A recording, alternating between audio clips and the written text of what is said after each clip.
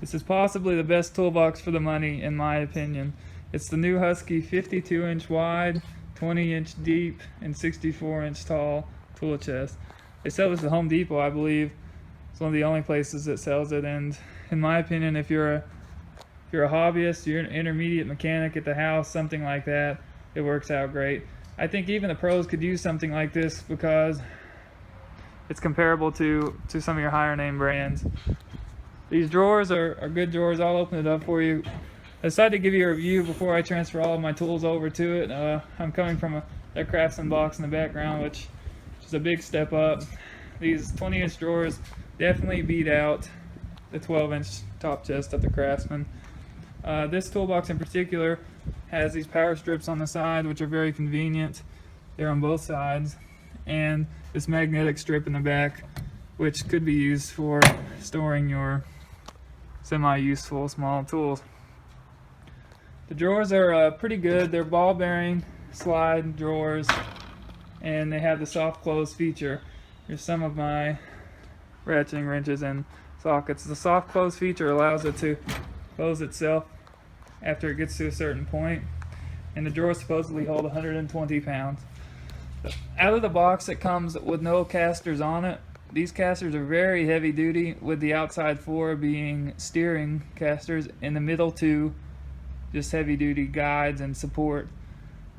Out of the box, it's packaged very well, and I picked it up at Home Depot. It comes in 2 separate boxes and has everything's together except for the handle, and the casters are not put on it.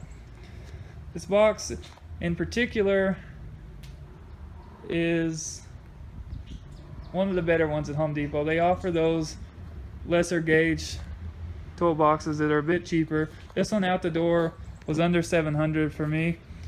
I got it with 10% off from Home Depot, which covered the taxes in my state. This toolbox is made with 20 gauge steel, as they advertise, and the bottom is very heavy duty. It has a 2,500 pound support total. Its max capacity is 2,500 pounds, with the storage capacity being a little bit over 35,000 cubic inches. The entire depth of the box is 20 inches, but the drawers themselves are just about 18, which doesn't make much sense to me, considering you'd think that the engineers could figure out the way to get at least the full 20, maybe 19, but it is a big upgrade from your standard beginner box, and it being just double the cost of the Craftsman itself, you can't go wrong. It comes with this grab rail right there for the bottom box, and a bottle opener I happen to paint white. The top has these heavy duty handles which perform very well, along with the bottom having these steering wheels. The power strips come out in the back, and you can add your own if you like, and I just have it set up plug in to show you that it does plug in. The box overall is a good deal. It's a good box for sure, and the top has just enough room to hold all of your power tools and anything else you really need. It has a speaker plugged in just temporarily.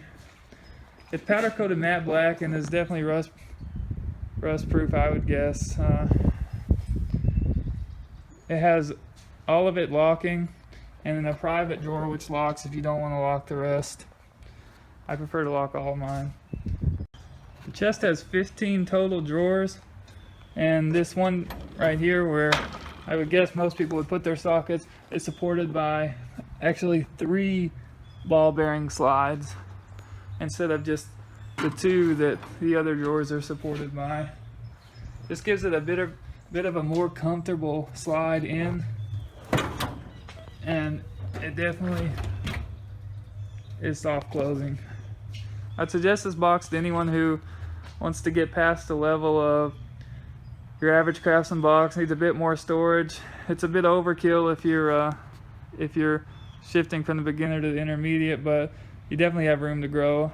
These deep boxes in the bottom are very good for a lot of your tools here. Keep a lot of your power tools down here and your big bags and things like that. So it's really whatever you prefer, but I do recommend this box, and I would say it's the best box for the money.